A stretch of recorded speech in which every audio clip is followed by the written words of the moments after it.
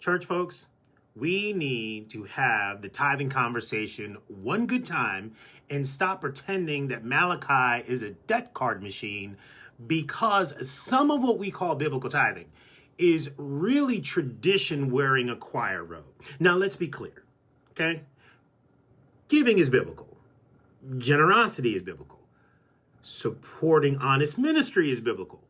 But threatening people with curses, car trouble, sickness, or blocking blessings if they don't give 10% of their paycheck, that's not exegesis, that's pressure with a Bible font.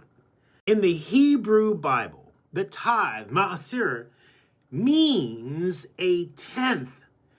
But the tithe was tied to land, crops, herds, Levites, festivals, and people who needed food.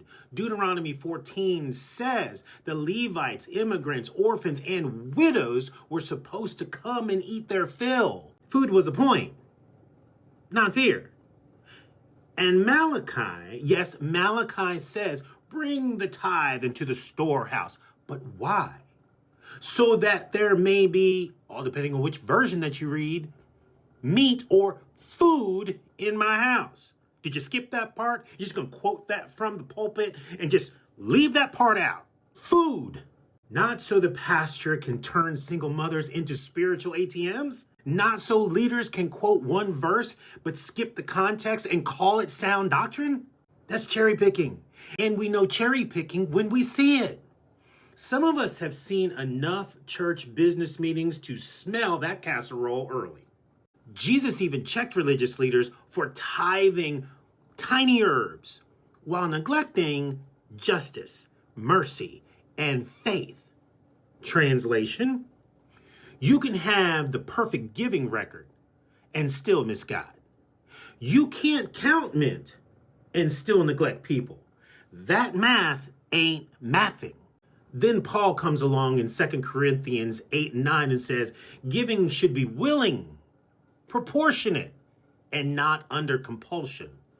Not forced, not manipulated, not tied to public shame, not dressed up as, if you really loved God, you give more.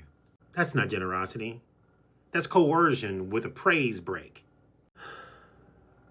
So here's something for the church members. Ask where the money goes.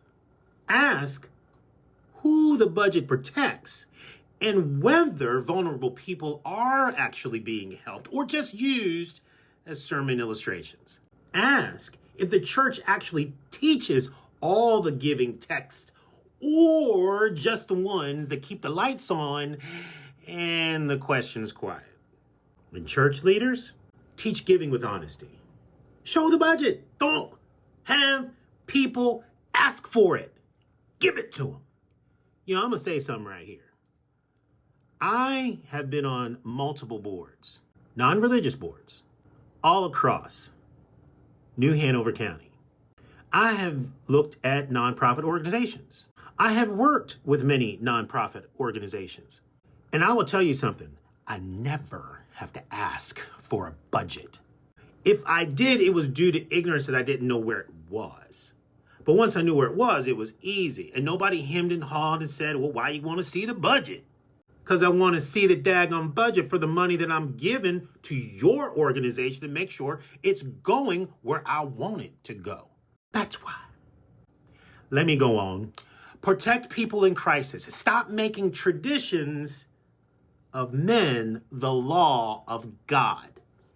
Jesus already had words for that in Mark chapter number 7. And I don't know about you, but I try not to build theology in the section where Jesus is fussing at folks. So here's the point. Give wisely, give freely, support good ministry, but don't let anybody turn God into a bill collector. You hear me? The deeper question was never just, did you give 10%? The question is, can they come and eat their fill?